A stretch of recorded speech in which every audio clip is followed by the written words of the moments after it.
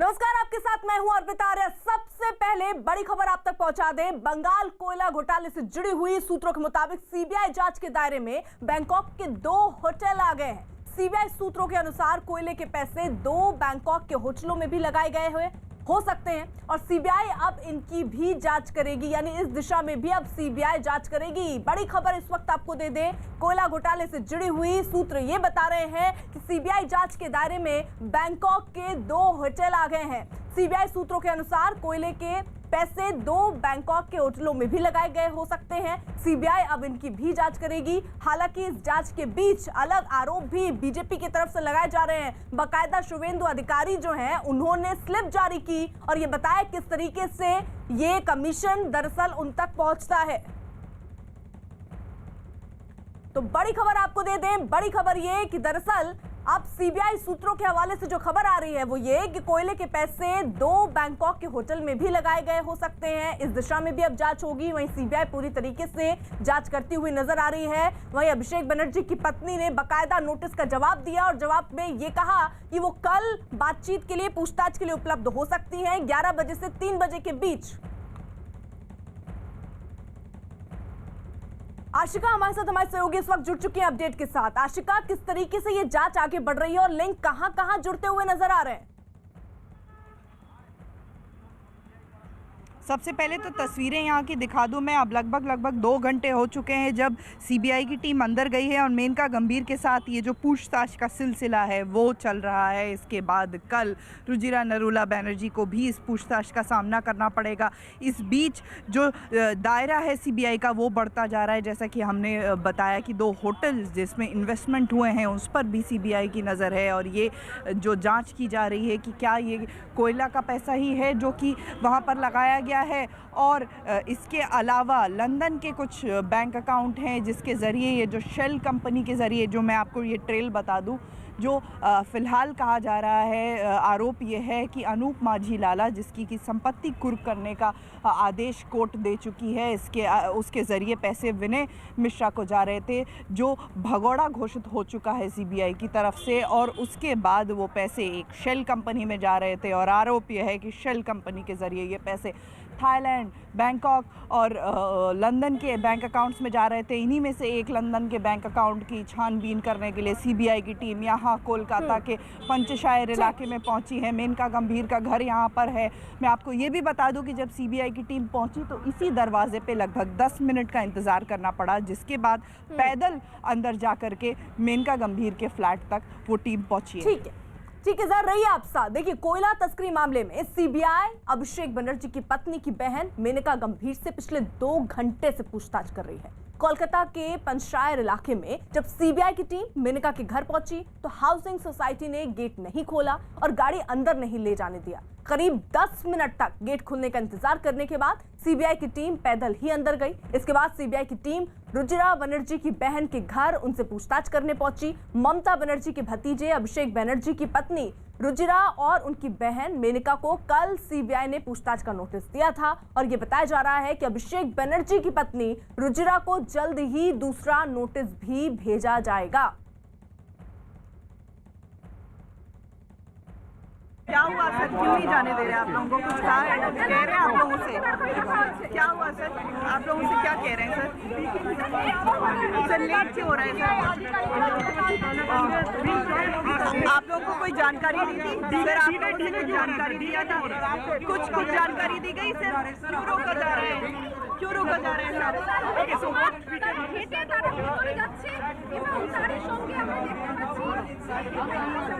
क्या गाड़ी क्यों नहीं ले जाने दे रही हैं?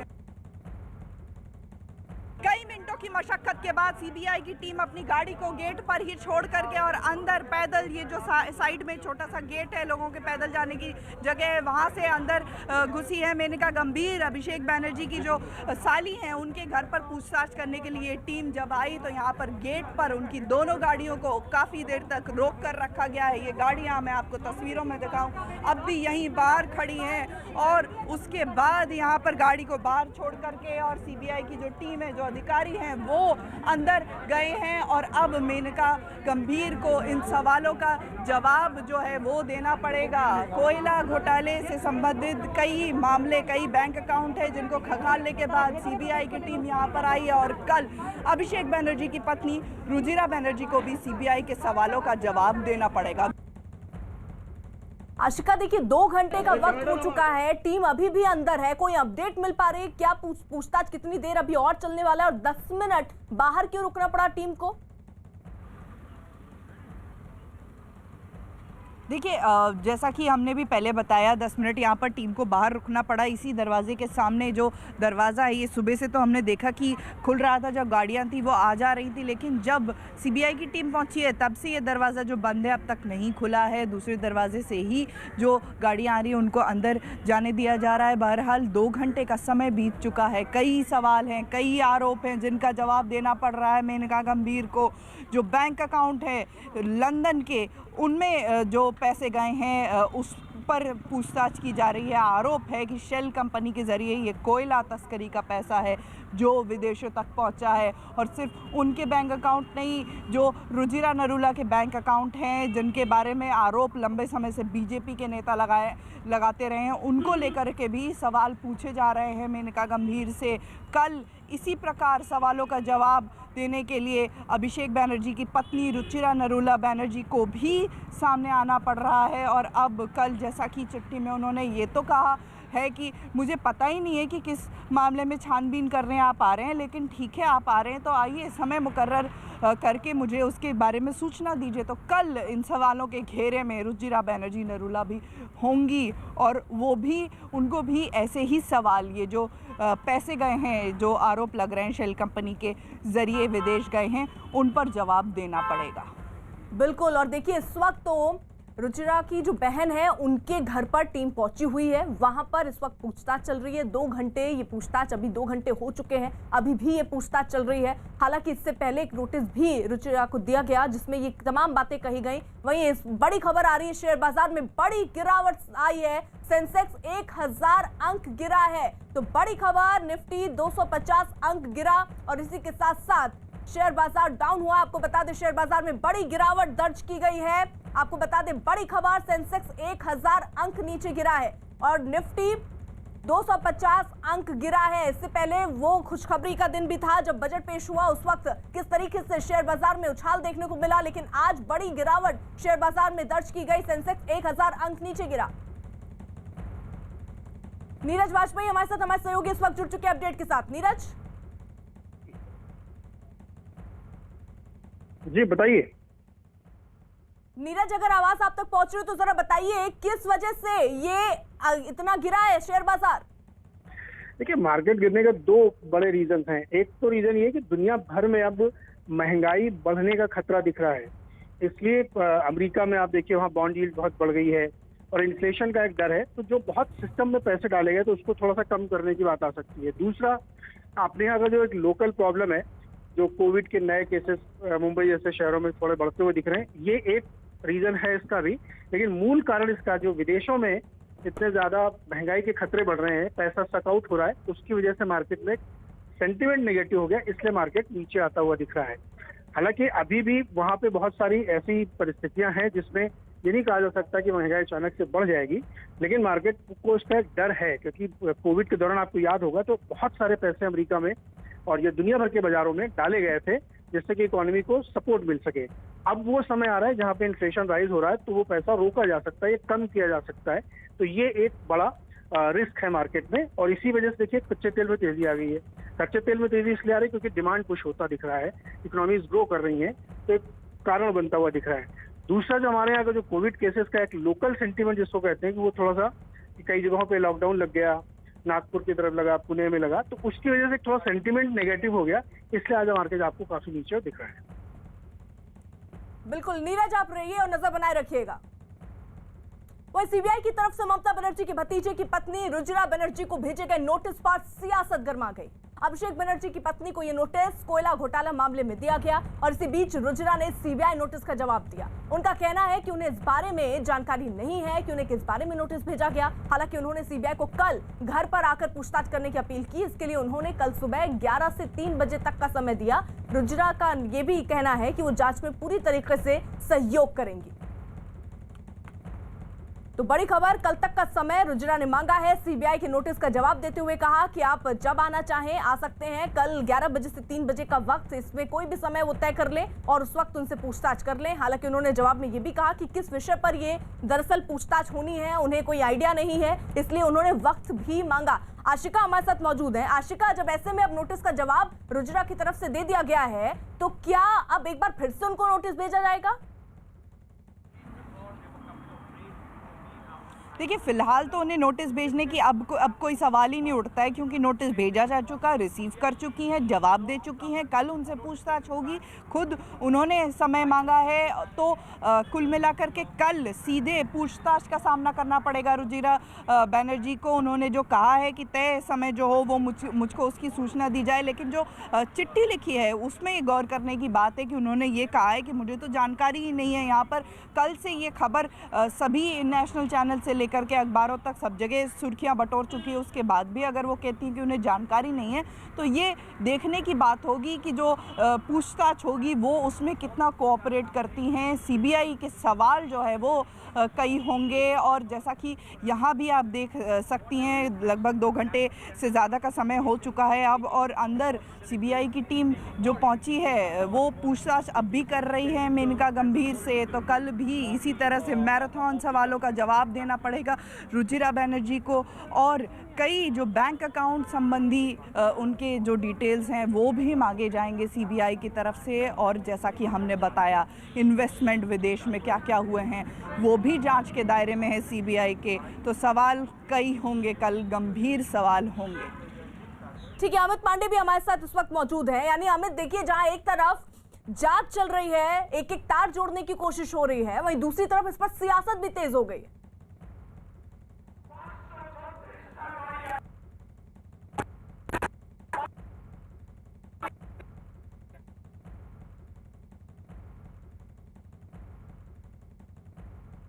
तो शायद अमित तक आवाज नहीं पहुंची, एक बार फिर से कनेक्ट करने की कोशिश करेंगे। वहीं कांग्रेस ने सीबीआई नोटिस की टाइमिंग पर सवाल खड़े किए और सीबीआई के इस कदम को राजनीति से प्रेरित बताया।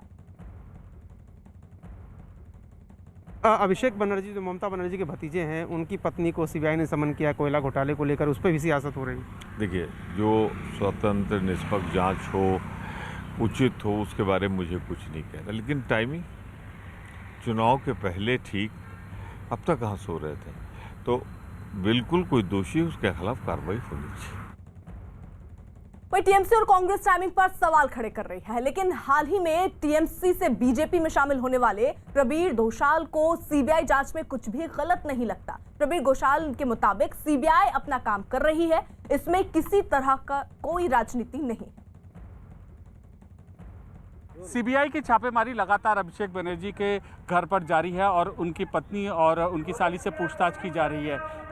कई बिजनेसमैन ऐसे हैं, उद्योगपति ऐसे हैं जिनसे उनके लिंक की बात सामने आई है। हमारे साथ प्रबीर घोषाल जी हैं, विधायक है, जो कि पहले टीएमसी में थे, अब बीजेपी में शामिल हुए हैं। सर, किस तरीके से आप इस कनेक्शन को आप देखते हैं? नहीं, जो कनेक्शन थे, जिसको साथ कनेक्शन हुआ थे, ये सब लोग तो आएगा, ये तो कोई नया चीज़ नहीं है, ये तो होने वाला ही है।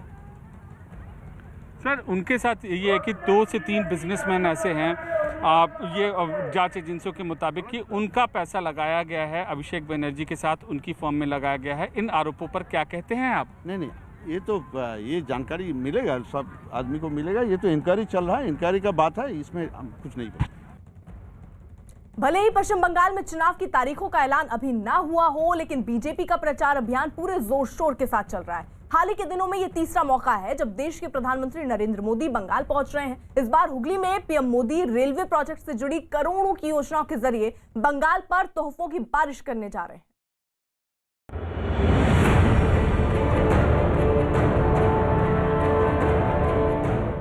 मिशन बंगाल पर पीएम मोदी। भारत माता की, भारत माता की।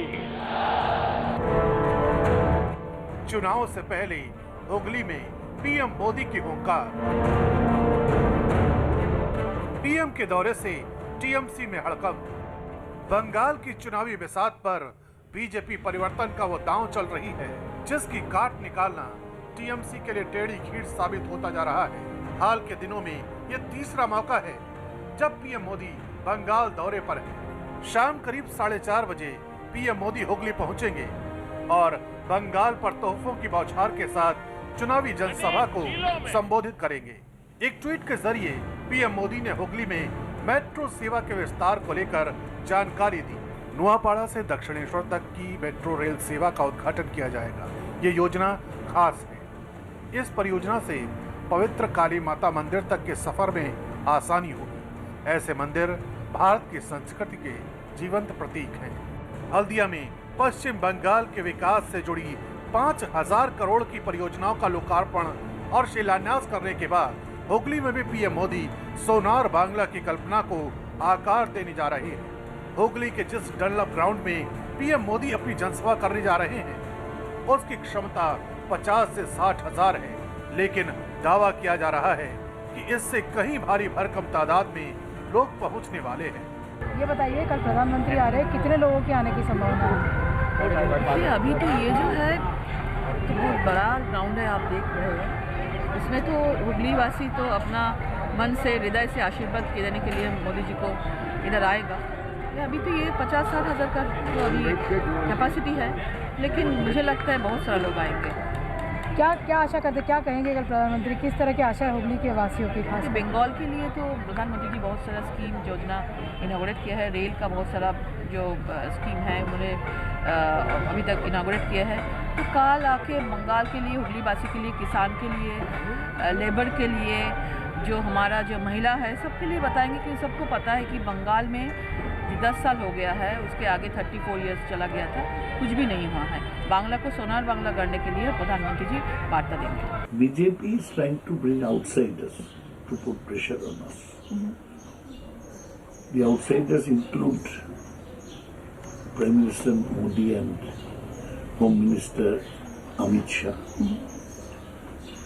So it has become a fight between the Bengalis and the outsiders. Mamata Banerjee is leading the Bengalis. की भी कई वजहें हैं, जिसमें से एक वजह यह है कि हुगली में पिछले लोकसभा चुनाव के दौरान बीजेपी का प्रदर्शन अच्छा रहा था। 2019 में बीजेपी के लॉकेट चटर्जी ने यहां से लोकसभा की सीट जीती थी।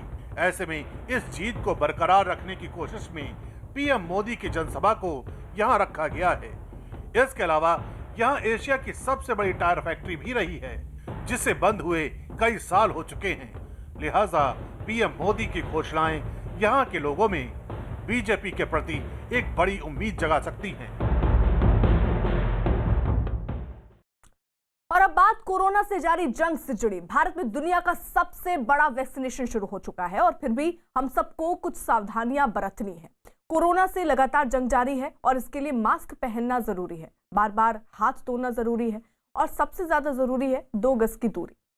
कोरोना से जंग में ये सावधानियां आज भी है जरूरी। न्यूज़ 18 और बायजूस की पहल यंग जीनियस एक ऐसा मंच है जो भविष्य के हुनरमंदों को अपना हुनर दिखाने का मौका देता है। बायजूस यंग जीनियस के 6ठे एपिसोड में हमने 6 साल के ऋषि शिव प्रसन्ना के कंप्यूटर की तरह तेज चलने वाले दिमाग और अभिनव साव की अचूक निशानेबाजी का जलवा देखा। देखते हैं उस एपिसोड की एक झलक।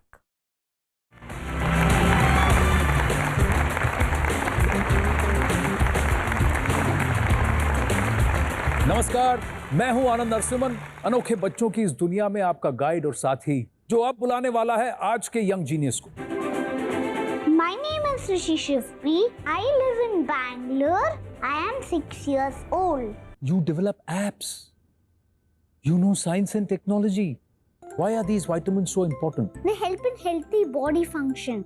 What does vitamin A do? Vitamin A helps you get better eyesight. जब वो 3 साल का था तो उसका interest toward science, technology, universe, cloud, we were more surprised to understand, like how he is getting into all these interests. जी. And he used to narrate also. मैं आपसे एक सवाल पूछता हूँ, क्या आप बता सकते हैं कि सृष्टि में कितने तरह के ग्रीन कलर हैं? 4-5 तरह के। 4-5? हाँ। 10? How many shades of green are there in nature? 255. हमारे आज के दूसरे यंग जीनियस से जब कोई पूछता है कि वो जीनियस क्यों है, तो वो सीधा गोली चला देते हैं। मेरा नाम है अभिनव शाह, मैं आसनसोल वेस्ट बंगाल से हूँ। मैं 12 साल का हूँ। और मैं 10 मीटर एयर राइफल में यंगेस्ट गोल्ड मेडलिस्ट हूँ। जब स्टार्ट करते हैं तो पिस्टल आपका काफ़ी एक्सपेंसिव रहता है? पिस्टल ज़्यादा एक्सपेंसिव नहीं रहता है, पर राइफल बहुत एक्सपेंसिव रहता है। अच्छा, तो अभिनव, जब भी राइफल की ज़रूरत हो, I am just a phone call away, I will get you a new rifle.